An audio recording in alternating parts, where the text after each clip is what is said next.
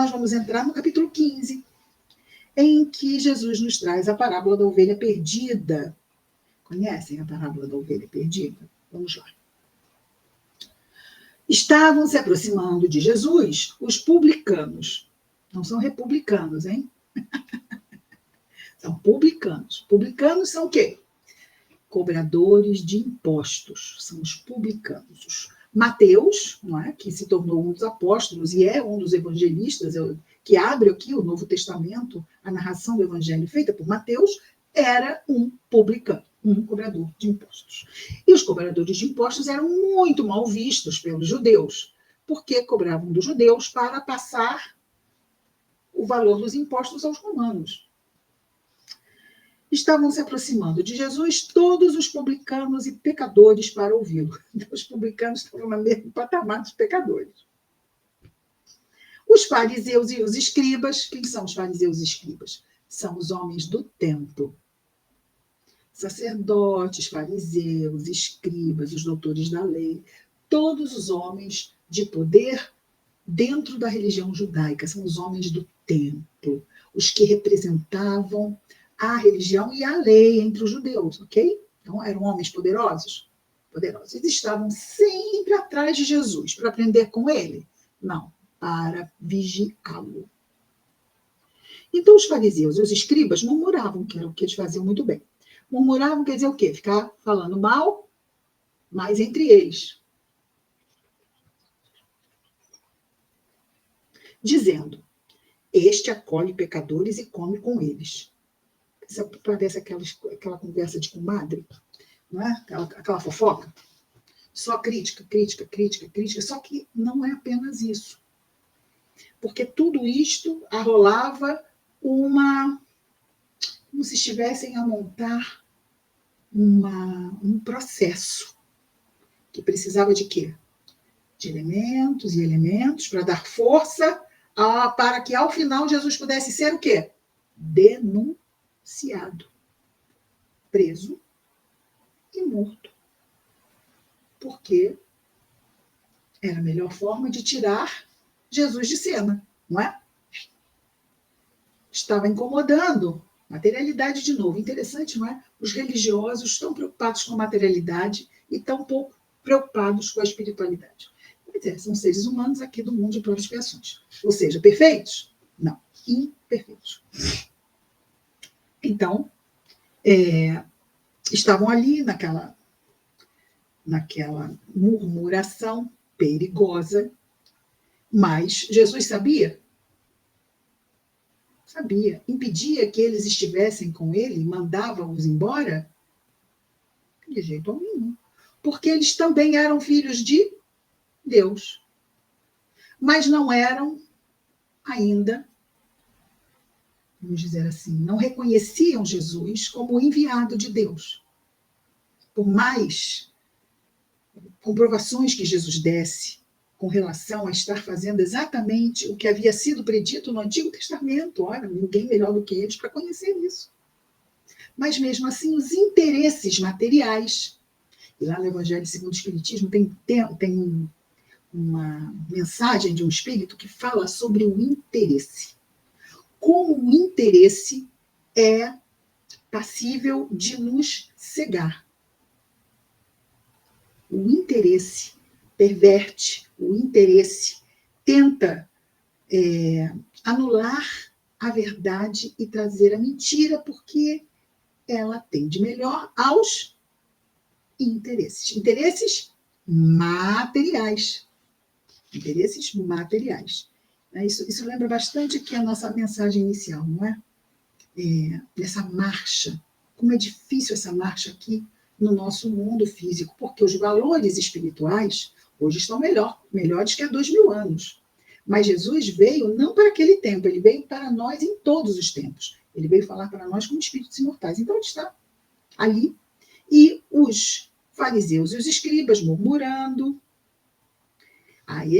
Olha só como é que Lucas narra a forma como eles falam sobre Jesus. Este acolhe pecadores e come com eles. Isso mostra respeito? Este Este aí. Este aí. Contou-lhes então, não é, Jesus, uma parábola dizendo: Jesus está sabendo de tudo que está acontecendo ali. Eles estão falando entre eles, mas Jesus já sabia, já desde antes de chegar tudo que aconteceria. Mas então Jesus decidiu contar uma parábola e disse: qual homem dentre vós, possuindo 100 ovelhas, uma centena de ovelhas, e perdendo uma delas, não deixa as 99 ovelhas no deserto e sai em busca da ovelha perdida até encontrá-la? Porque aquela ovelha tem valor. Aquela ovelha tem valor. Encontrando a ovelha alegre, coloca sobre os seus ombros e, após dirigir-se para sua casa, convoca os amigos e vizinhos, dizendo-lhes: alegrai-vos comigo, porque encontrei a minha ovelha perdida. Eu vos digo desse modo, diz Jesus: haverá mais alegria no céu por um pecador que se arrepende do que por 99 justos que não têm necessidade de arrependimento. Então, nós estávamos falando aqui dos nossos irmãos perturbadores, lembra? Os nossos irmãos perturbadores são ovelhas perdidas. Quando eles se arrependerem, não é se, ok? Quando? Quando se arrependerem. Quando reconhecerem que estão perdidos e, sofrendo, buscarem os braços do Pai, vão encontrar?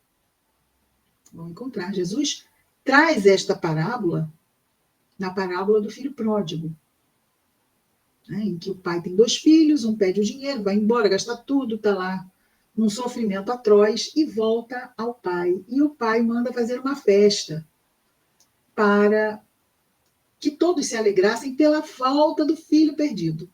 E o filho que não havia se perdido fica chateado e vai cobrar a festa. Mas eu nunca tive festa. Estás fazendo festa para ele? Meu filho, tudo que é meu é teu. É preciso que nos alegremos, pois este teu irmão estava perdido e foi achado, estava morto e reviveu. Então, vejamos que aqui ele traz a parábola da ovelha perdida, mas ele traz depois a parábola do filho pródigo. Veja, Jesus, quando ele fala sobre a importância de nós nos voltarmos caridosamente aos que estão afastados de Deus, que seja pelas nossas preces. Jesus nos traz 3 parábolas. Primeiro, a parábola da ovelha perdida. Depois ele vai trazer a parábola da dracma perdida. A dracma é uma moeda. Uma mulher perde uma moeda. Depois ele vai nos trazer, nós vamos ver depois, a parábola dos 2 filhos, que é exatamente essa que eu estou aqui trazendo. Então, isto tudo, por quê? Porque os publicanos e os fariseus e os escribas estavam ali criticando Jesus por ele estar gastando o seu tempo com pessoas de má vida. Mas essas pessoas de má vida são filhos de Deus, igualmente a qualquer um de boa vida. E merecem mais ainda, porque os de boa vida já estão no bom caminho. Precisam que Jesus vá e os acolha? Eles já estão no bom caminho. Já estão fazendo o que precisam fazer. Então, Jesus vai se ater a cuidar dos necessitados. Um hospital. Um hospital vai atender quem? Os saudáveis? Não. Um hospital vai atender os doentes. Se forem doentes, muito doentes, vai ter o CTI. Se forem doentes que estavam bem e de repente sofreram um acidente, vai ter a emergência. Então, quando um paciente recebe alta, não fica feliz toda a equipe médica, os enfermeiros, todos ficam felizes. Os auxiliares de enfermagem ficam todos felizes. Porque aquela pessoa chegou tão mal, está recebendo alta, está saindo feliz do hospital, na sua cadeirinha de rodas, porque tem que ser, né? Levada lá para... Todos ficam felizes. Isto é materialmente. Espiritualmente, às vezes pensamos, aquele ali tem que sofrer muito, que vá para aquele lugar ruim, que sofra muito, porque tem que isso, tem que aquilo, tem não sei o quê. Mas como é que pensam os espíritos superiores assim? Eles vão saber que aquele espírito está plantando dor para si, pelas más escolhas. Mas aquela dor que ele está plantando não é porque ele tem que sofrer. É porque ele está plantando dor. Ninguém está mandando nada para ele, é ele que está fazendo para ele. Ele está trazendo isso para ele porque ele não está fazendo, não usando o seu livre-arbítrio para fazer boas escolhas. Então, dentro, como numa escola, olha, hospital, aí temos a escola. Não aprende? Vai passar de ano? Não. Vai repetir a lição, vai repetir a matéria, e vai repetir a matéria até acertar a matéria. Então, da mesma forma, nós vamos repetir a matéria e esses irmãos vão ficar também repetindo a matéria. Mas são nossos irmãos. Esse sentimento, muitas vezes, quero que sofra. A nossa Rita está dizendo. A alegria no reencontro da ovelha perdida lembra muito a parábola do filho pródigo. Olha só, Rita, estamos na mesma página, nós duas. Jesus, nós duas não. Nós com o Novo Testamento. Jesus nos traz, em muitas ocasiões, o amor do Pai Celestial por todos nós, quebrando a visão do Deus vingativo. Jesus veio trazer esta visão do Deus Pai, de profundo amor, mas também de profunda justiça. Não podemos perder isto de vista. Então, vejamos aqui. Só repassando o versículo 7 do capítulo 15. Eu vos digo que desse modo haverá mais alegria no céu por um pecador que se arrepende do que por 99 justos que não têm necessidade de arrependimento. Mas olha, os nossos irmãos do templo, responsáveis por guiar toda aquela comunidade judaica, não é mesmo? São os responsáveis. A lei de Deus está na mão deles. Eles é que levam e encaminham aquela comunidade. E estavam equivocados? Equivocados. Precisavam deste olhar caridoso também de Jesus? Sim. Porque se algum deles, dois, despertasse, o povo ia ganhar? Ia. Eles ganhariam também? Ganhariam. E por que estão lá fazendo errado? Porque querem a morte de Jesus. Jesus está sendo perseguido, sabe que são eles que o perseguem. Então que caiam, que sofram. No Antigo Testamento talvez fosse assim, não é? E vem Deus vingativo e desce sua ira sobre eles. Não. Agora Jesus veio trazer o Deus compassivo, o Deus de amor, de justiça, mas de misericórdia. Também para com eles, porque vejamos, Jesus está falando dos sofredores, mas mal sabem eles que eles estão incluídos, que eles também são ovelhas perdidas, não só aqueles que eles imaginam que sejam. É uma ironia, não é? Nesse sentido. Jesus está tentando mostrar ao coração deles sobre esses que eles murmuram, sobre os fariseus e os pecadores. Aliás, fariseus não, os publicanos e os pecadores, os cobradores de impostos, não faziam nada de errado, ok? Eles cumpriam a lei romana do povo que dominava os judeus.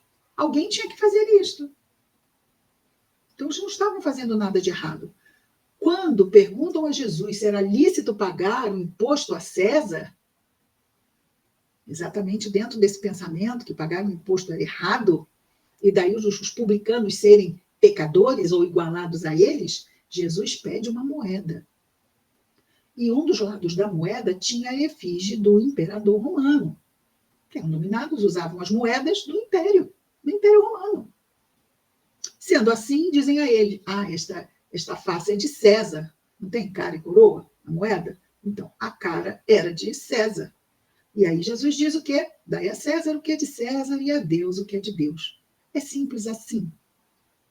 Então, primeiro, desmistificar um pouco esta peja, né? essa má imagem que tinham os publicanos. Mas, falando dos pecadores, sim, eram sofredores, eram ovelhas perdidas, mas será que eles também não seriam na hipocrisia? Estou falando de Deus, estão diante do Messias, mas por que o Messias os ameaça?